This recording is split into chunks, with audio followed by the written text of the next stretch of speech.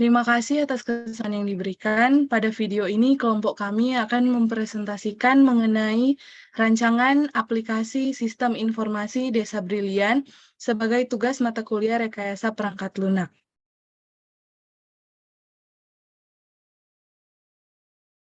Kelompok kami beranggotakan 4 orang.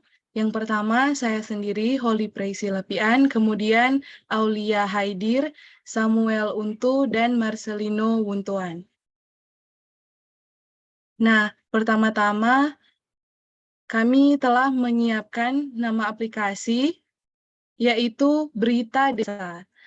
Berita sendiri merupakan singkatan dari 2 kata, yaitu brilian dan tangguh, yang berarti bahwa desa ini merupakan desa yang inovatif, kreatif, serta sanggup mengelola dan memaksimalkan potensi yang dimiliki demi mewujudkan kesejahteraan dan ketahanan ekonomi masyarakat desa.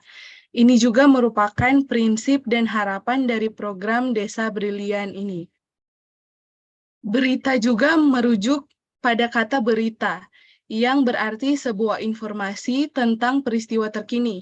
Hal ini berkaitan dengan proyek yang akan dibuat, yaitu aplikasi sistem informasi, di mana nantinya aplikasi ini akan berisi kumpulan-kumpulan informasi tentang desa tersebut.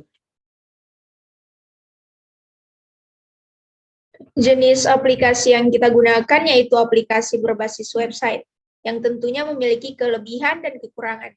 Kelebihannya yang pertama yaitu mudah digunakan, kedua kompatibel di semua perangkat, yang ketiga hemat penyimpanan, serta kekurangannya yaitu harus terhubung dengan internet. Tantangan yang pertama membutuhkan sistem keamanan jaringan yang baik, kedua tampilan website harus menyesuaikan untuk setiap perangkat. Metode pengembangan yang kita gunakan yaitu waterfall, di mana di sini ada 5 tahapan metode waterfall. Yang pertama, requirement analysis. Pada tahap ini, pengembang harus mengetahui seluruh informasi mengenai kebutuhan software, seperti kegunaan software yang diinginkan oleh pengguna dan batasan software. Informasi tersebut biasanya diperoleh dari wawancara, survei, maupun diskusi. Setelah itu, informasi dianalisis sehingga mendapatkan data-data yang lengkap mengenai kebutuhan pengguna akan software yang akan dikembangkan. Kemudian yang kedua, desain. Desain dilakukan sebelum proses coding dimulai. Ini bertujuan untuk memberikan gambaran lengkap tentang apa yang harus dikerjakan dan bagaimana tampilan dari sebuah sistem yang diinginkan, sehingga membantu menspesifikasikan kebutuhan hardware dan sistem. Juga mendefinisikan arsitektur sistem yang akan dibuat secara keseluruhan. Berikutnya yaitu development. Proses penulisan kode ada di tahap ini. Pembuatan software akan dipecah menjadi modul-modul kecil yang nantinya akan digabungkan dalam tahap selanjutnya. Dalam tahap ini juga akan dilakukan pemeriksaan lebih dalam terhadap modul yang sudah dibuat. Apakah sudah memenuhi fungsi yang diinginkan atau belum. Berikutnya yaitu testing. Pada tahap keempat ini akan dilakukan penggabungan modul-modul yang sudah dibuat sebelumnya. Dan yang terakhir ada maintenance, yaitu tahapan terakhir dari metode pengembangan waterfall. Di sini, software yang sudah jadi akan dijalankan atau dioperasikan oleh penggunanya. Di samping itu, dilakukan pula pemeliharaan nih, termasuk yang pertama perbaikan kesalahan, kemudian perbaikan implementasi unit sistem, dan yang terakhir peningkatan jasa sistem sesuai kebutuhan baru. Oke, mengapa menggunakan metode waterfall? Karena metode waterfall memiliki proses yang urut, mulai dari analisa hingga pemeliharaan, dan setiap proses memiliki spesifikasinya sendiri, sehingga sebuah sistem dapat dikembangkan sesuai dengan apa yang dikehendaki atau tepat sasaran. Dan juga, setiap proses tidak dapat saling tumpang tindih. Pembagian tugas anggota kelompok yang pertama, Marcelino Wuntuan sebagai Software Project Manager, Software Developer, dan Software Maintainer. Lalu yang kedua, Holy Lapian sebagai Software Designer dan Software Analis.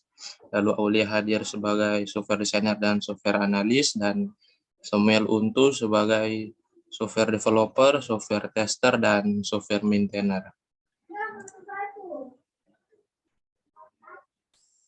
Berikutnya roadmap. Roadmap kami terbagi dalam 5 tahap.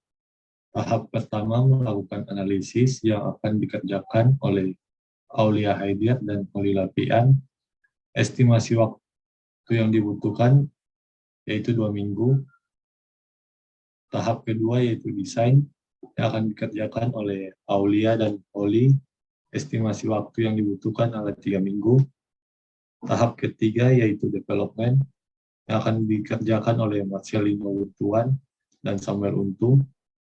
Estimasi waktu yang dibutuhkan adalah 5 minggu. Tahap yang keempat yaitu testing yang akan dikerjakan oleh Samuel. Estimasi waktu yang dibutuhkan adalah 2 minggu. Tahap yang kelima yaitu maintenance yang akan dikerjakan oleh Marcelino. Jadi total pengerjaan aplikasi sistem informasi berbasis website Berita Desa adalah 3 bulan atau 12 minggu.